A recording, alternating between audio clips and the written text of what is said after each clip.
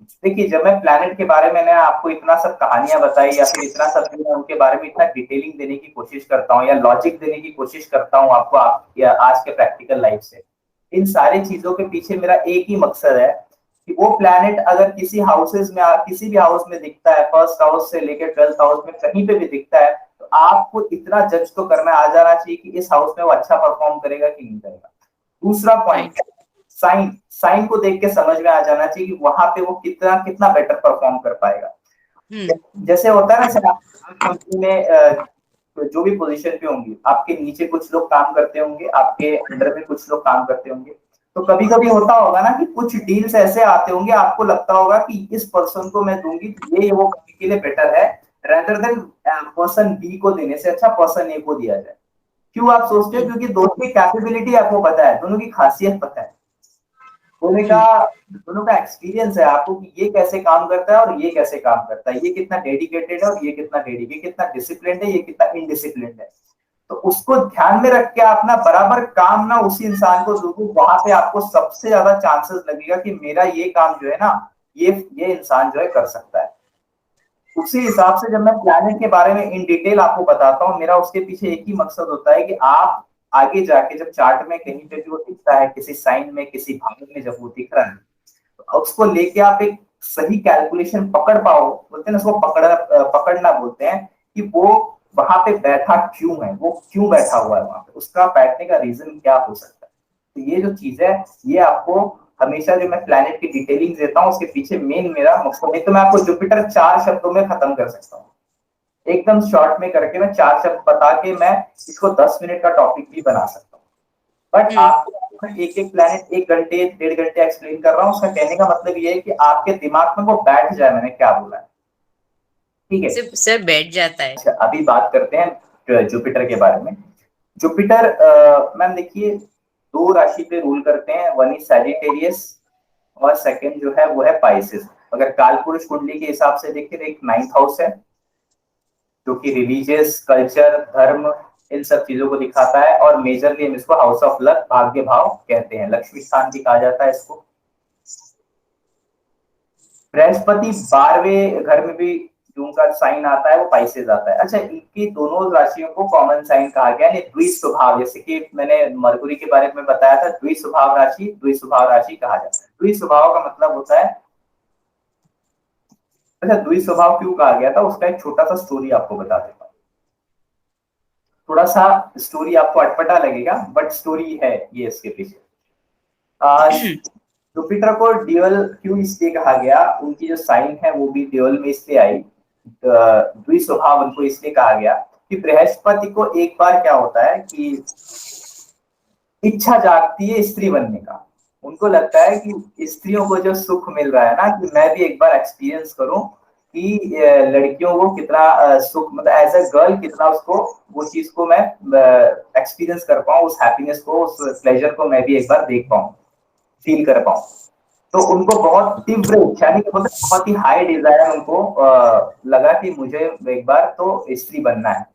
तो वो जाते हैं ब्रह्मा जी के पास, वो कहते हैं कि भाई मुझे जो है आप थोड़े टाइम के लिए आप लेडीज बना दीजिए, वुमेन बना दीजिए, लड़की बना दीजिए थोड़ी देर के लिए, एक सुंदर कन्या बनाइए जाकि मुझे देख के कोई भी आसानी से मोहित हो जाए। तो बृहस्पति को पहले तो ब्रह्मा जी समझाते हैं कि आप ऐसा सब मत करो, आपके लिए बहुत बड़ी प्रॉब्लम खड़ी हो सकती है ऐसा करने से। तो भी वो मानते नहीं, बोलते नहीं नहीं, मुझे तो स्त्री बनना है, मुझे तो स्त्री बन के अपने आप को एक बार इस, बोलते ना कि इस प्रोसेस का एक तरह से आनंद लेना है कहीं ना कहीं। तो जब नहीं मानते हैं तो ब्रह्मा जी बोलते हैं ठीक है, उनको स्त्री बना देते हैं, वो बहुत ही अच्छे स्त्री के रूप में वो आ जाती है, एक अच्छी एक बोलते हैं ना सुंदर स्त्री के रूप में उनको कन्वर्ट कर देते हैं वो।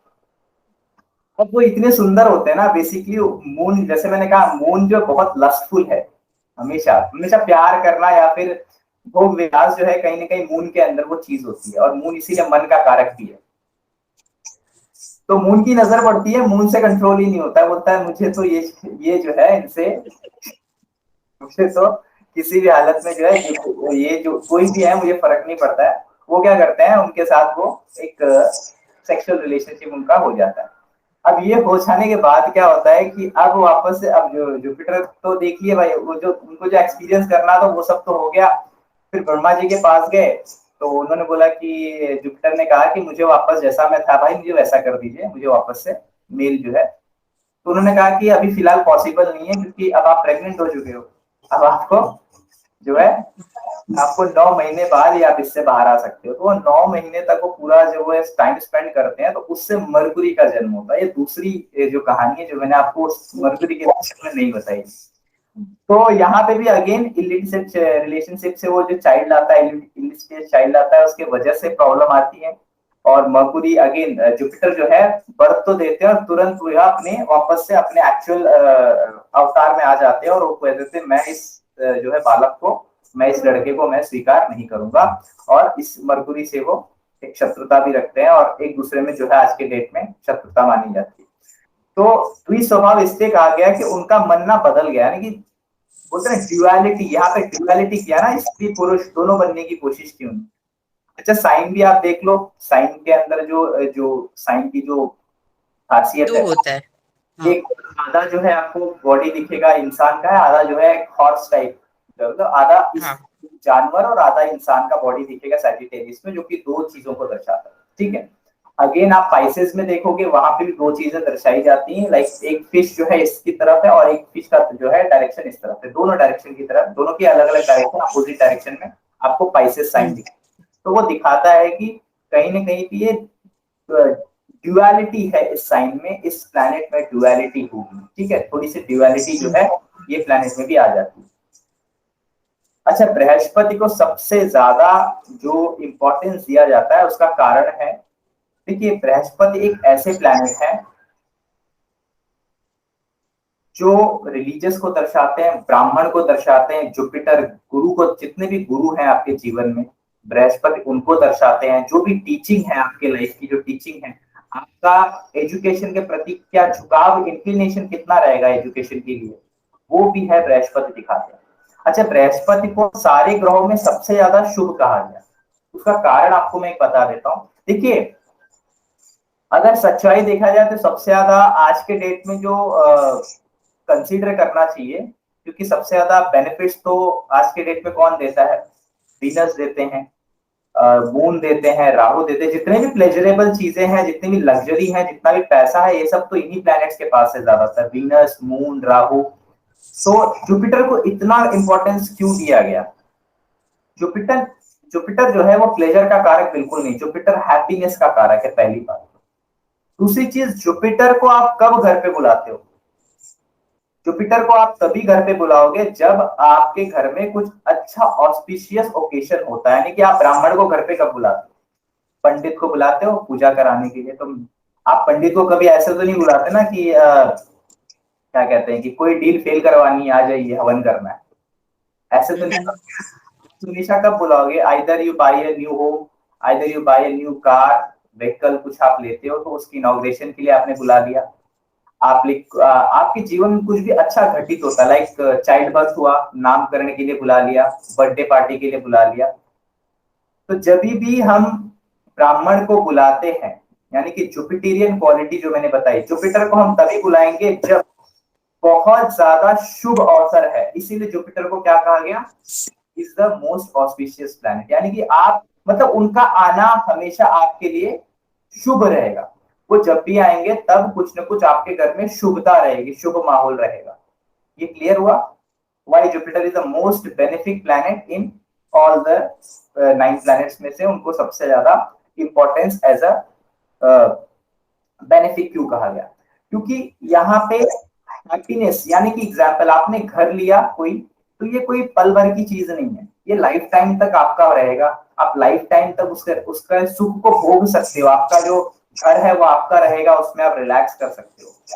वहीं पे वीनस से जुड़ी जुड़ी जो चीजें मैंने कहा, वो ना कुछ कुछ समय के लिए होती है, यानी कि उस प्लेजर प्लेजर जो है आपके दिमाग में बहुत समय तक नहीं रह सकता, वो कुछ टाइम के लिए रहेगा। जुपिटर उसके ठीक उल्टा काम करते हैं, वो हैप्पीनेस की तरफ काम करते हैं, प्लेजर की तरफ कभी नहीं करते। तो जुपिटर क्या देंगे आपको? लाइफ में ग्रोथ देंगे, जितनी भी लिविंग थिंग ग्रोथ है, फिर चाहे वो बच्चे का बड़ा होना हो या किसी पौधे का बड़ा होना हो, चाहे बच्चे का बड़ा होना हो या पौधे का बड़ा होना हो, या आपका फाइनेंस धीरे धीरे ग्रो कर रहा हो, ठीक है, आपकी जो इनिशियल स्ट्रेंथ है through out the life grow करती है वो, इन सारी चीजों को कहीं ना कहीं जुपिटर गवर्न करते हैं।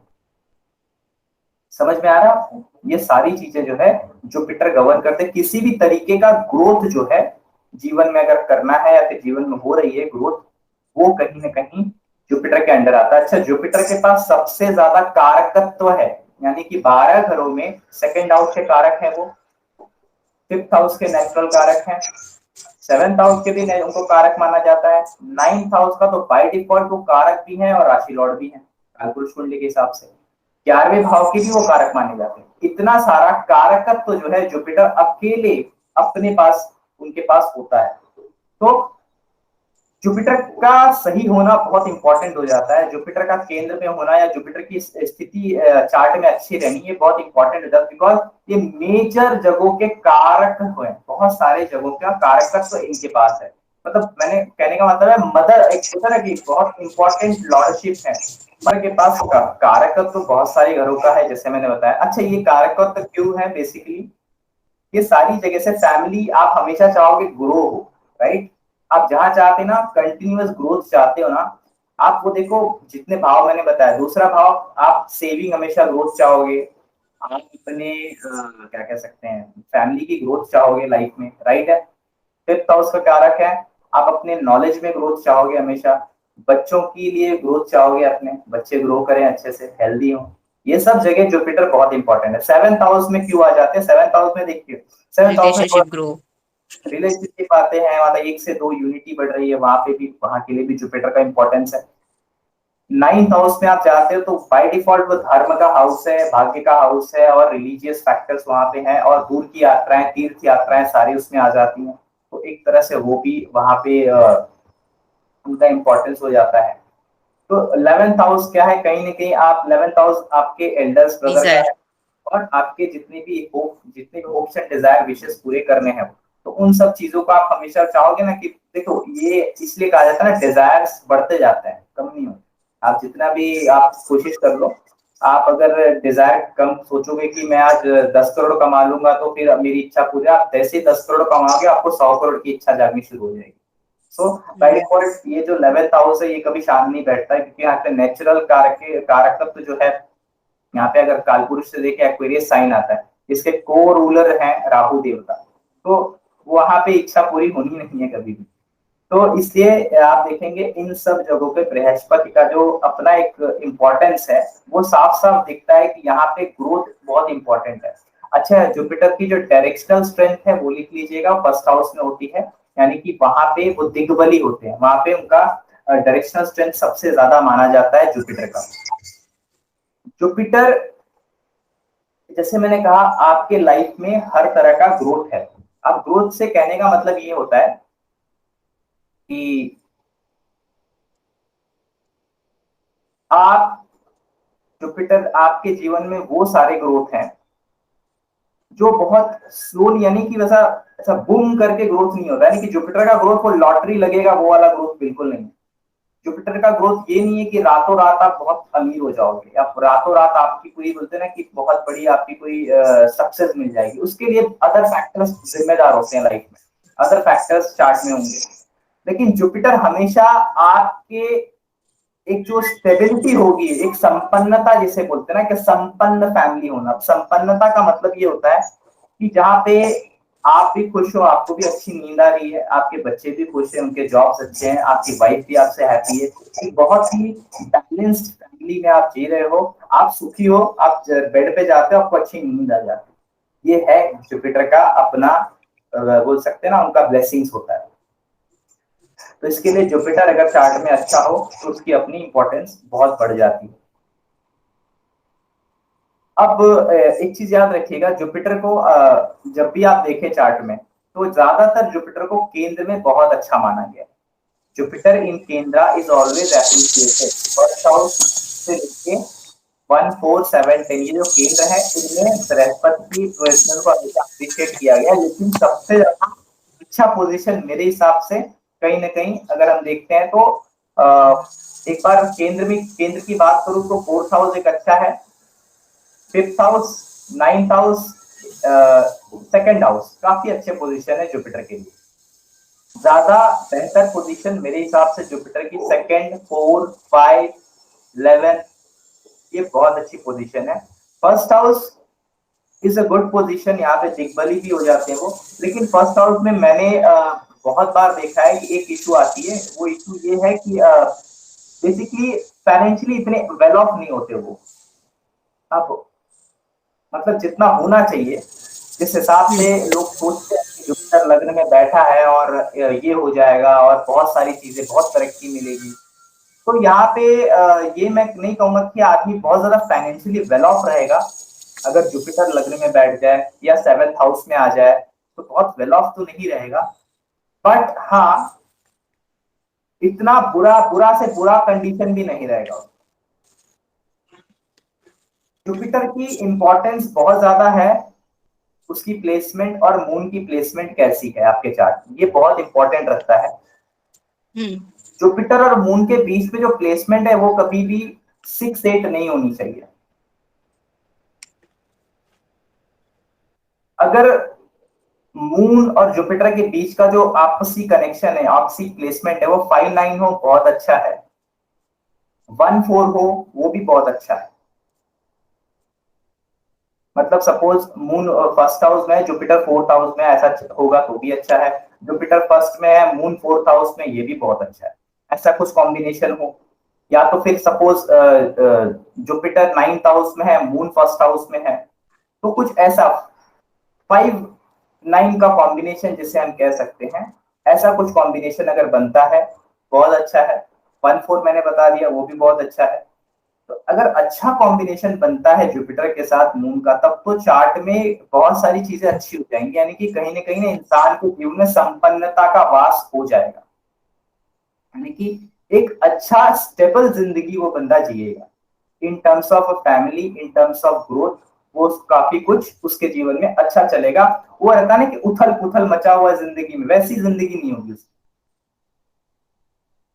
मतलब एक प्रॉब्लम से निकल रहा है, दूसरी प्रॉब्लम आ जा रही है, तीसरे से निकलता है, चौथी खड़ी हो जाती, तो उसके जीवन में ना वो आपको वो वाली स्थिति बहुत कम दिखेगी कि ऐसा चल रहा है। आपको ज्यादातर क्या दिखेगा कि यहाँ पे जो चीजें हैं ओवरऑल बहुत स्टेबल है, बहुत ही आराम से चल रही हैं, और वहां पे चीजों को बहुत अच्छे से बंदा संभाल पा रहा है, उसके वश में है चीजें काफी हद तक। यहाँ नहीं वो बोलते नहीं कि आधा टाइम आदमी उदास बैठा है, तो ऐसा आदमी ना प्रसन्न दिखेगा आपको, जिसका जुपिटर मून अगर अच्छा प्लेस है ना, वो आदमी प्रसन्न दिखता है, हैप्पी माइंडेड रहेगा, और उसके पास जो रहेगा ना उससे काफी हद तक वो सेटिस्फाइड रहता है। सबसे बड़ी बात ये ना कि सेटिस्फेक्शन लेवल उनका बहुत अच्छा रहता है, जिनका जुपिटर अच्छा है ना, दे आर सेटिस्फाइड। वो ना उनको उनकी सीमा होती है, उनको पता है यार इतना मिल जाए ना तो ठीक से रह लेंगे। उनके पास एक उनकी लिमिटेशन उनको पता होती है। जैसे कि मान लीजिए किसी के लग्न में राहु बैठा हो ना, तो उसको आप पूछो, उसको उसकी हद ही पता नहीं होती है, उसको कितना मिल जाए, वो कौन से उसको उसको उसका गोल भी जल्दी क्लियर नहीं रहेगा, लेकिन उसको इतना क्लियर रहता है कि मुझे कुछ तो बहुत बड़ा चाहिए। छोटा मोटा चीज तो, छोटी मोटी डेस्टिनेशन या छोटे मोटे चीजों से तो मेरा पेट भरने वाला नहीं है, उससे तो मैं शांत नहीं होना। जुपिटर, अगर जुपिटर लगन में बैठा हो तो ऐसा इंसान से आप ना उसको छोटी से छोटी चीज में सेटिस्फाई कर लोगे। वो ये लोग मतलब ऐसे लोग हैं ना जो छोटी से छोटी बात में भी ना कन्विंस हो जाएंगे, आपकी बात मान लेंगे, अगर उनको उनको लग रहा है ना कि अगर हाँ चलो ठीक है मेरे नहीं इसका फायदा हो रहा है, वो 1 रुपया छोड़ देंगे। लेकिन यहीं पे अगर राहु आ जाए या फिर दूसरा कोई प्लेनेट आ जाए तो वो ऐसा नहीं करते। वो क्या करेंगे कि उसका 1 रुपया जाए तो जाए, उसका 100 रुपया जाए तो जाए, मेरा 1 रुपया नहीं जाना चाहिए, ये इंटेंशन। अगर लग्न के ऊपर कुछ ऐसे पाप ग्रहों का या फिर क्रूअल प्लैनेट्स का बहुत ज्यादा इफेक्ट रहा तो वो फिर अपने बारे में बहुत कर, जिसका जुपिटर 8th हाउस में रहेगा ना, 8th हाउस जुपिटर हो गया, 6th हाउस जुपिटर हो गया, 6th हाउस इतना नहीं बट 8th हाउस, और साथ में अगर बुध भी खराब हो जाए तो आप देखोगे ना ऐसा इंसान अपना 1 रुपया बचाने के लिए ना सामने वाले का 100 रुपया खराब कर सकता है। बट वहीं पे जुपिटर लग्न में हो या जुपिटर का संबंध कहीं ना कहीं लग्नेश के साथ है या फिर मून के साथ है, तो ऐसा इंसान ना अपना 100 रुपए का घाटा सह के 1 रुपया बचा लेगा किसी न किसी। तो ये बहुत बड़ा डिफरेंस मैं बता रहा हूँ। जुपिटर एक सेटिस्फैक्शन जो लेवल जो देता है ना, वो दूसरा कोई प्लैनेट नहीं दे सकता। ठीक है। दूसरा, जुपिटर को अच्छा करना है लाइफ में तो